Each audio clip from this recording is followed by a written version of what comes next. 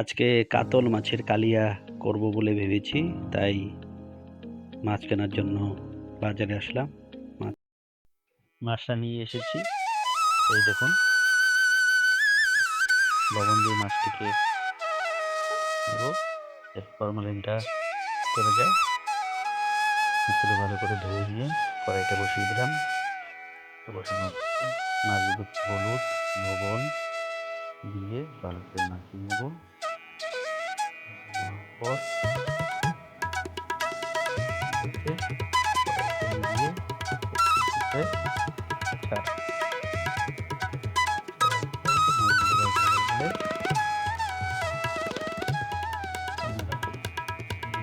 মাছগুলো সামান্য উল্টে পাল্টে দিতে হবে, লাল হয়, লাল হলে তাহলে ঠিক হবে। মাছগুলো লাল হয়ে আসছে, তাই নামিয়ে নিলাম।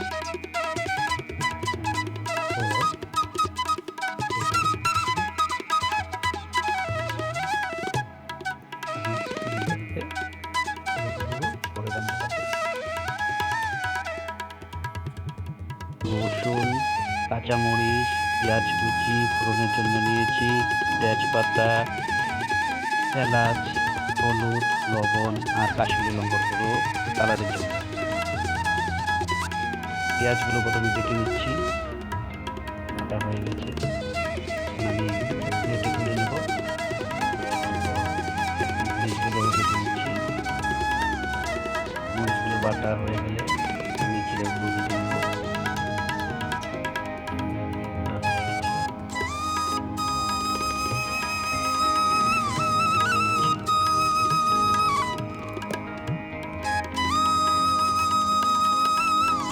আদা রসুনগুলো কেটে নেব, তখন আদা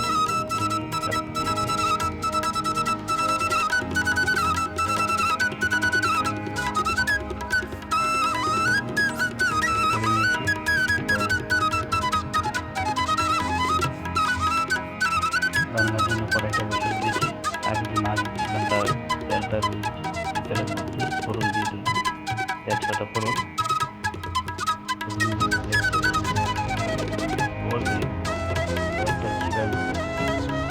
তারপর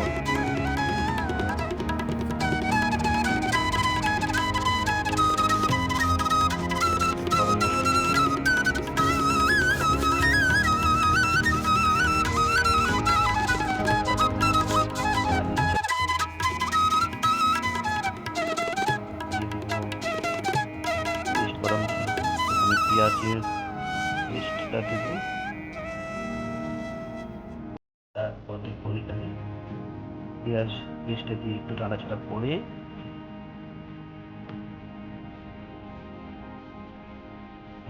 দিয়ে দেব মরিচ আর চিনি বাটাটা, আদাটা করিয়ে দেব। আদাটা করার পর ভালো করে নাড়িয়ে চালিয়ে আদাটা দিয়ে দিব, যাতে আদার বাসনাটা চলে যায়। তার জন্য আদাটা ভালো করে নাড়িয়ে চালিয়ে কাঁচা গন্ধ চলে যায়। তারপর স্বাদের জন্য দিয়ে দিব এই লবণ হলুদ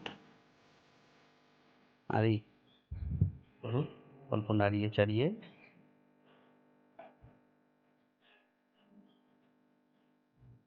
কালারের জন্য দিয়ে দিব কাশ্মীরি লঙ্কার গুঁড়ো। আপনারা চাইলে কালার না চাইলে এই কাশ্মীরি লঙ্কার গুঁড়োটা স্কিপ করতে পারেন। ভালো করে নাড়িয়ে চাড়িয়ে এদিকে টমেটোগুলো আমি কেটে নিচ্ছি। যত পর্যন্ত জাল হচ্ছে টমেটোগুলো ভালো করে কেটে এটাকে মিক্সচার গ্রাইন্ডারে গ্রাইন্ড করে নিয়েছি। দেখুন কি সুন্দর হয়েছে। এখন এটা নাড়িয়ে চাড়িয়ে ভালো করে নাড়িয়ে চাড়িয়ে আমি গ্যাসের আঁচটা একটু কমিয়ে দেবো।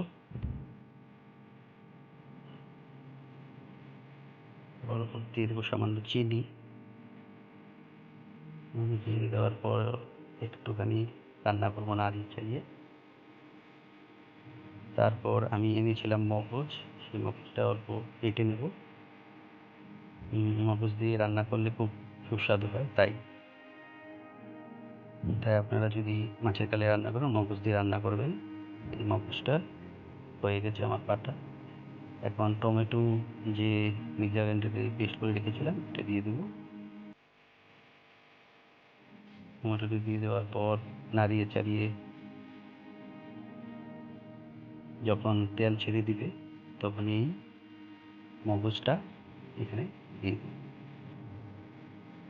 দিয়ে দেওয়ার পর একটুক্ষণ এটাকে নাড়িয়ে চাড়িয়ে যাতে মশলাটা ভালোভাবে কাঁচা গন্ধগুলো চলে যায় সেই চেষ্টা করে। দেখুন কালার এসে গিয়েছে, মোটামুটি কালার এসে জল দিয়ে দেবো এখন।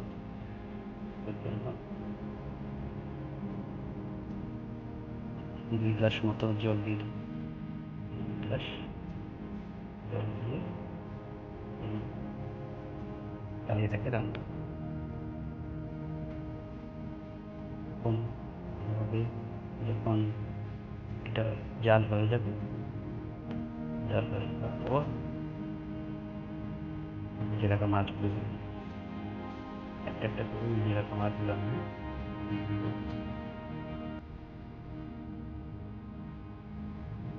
কালার এসেছে, নাড়িয়ে চালিয়ে মোটামুটি 5 মিনিট মতো রান্না করবো। যখন জলটা ফুটে এসেছে, কালারটা তো দারুণ হয়েছে। ভেজে দেখুন মাছের সুস্বাদু হবে মনে হচ্ছে।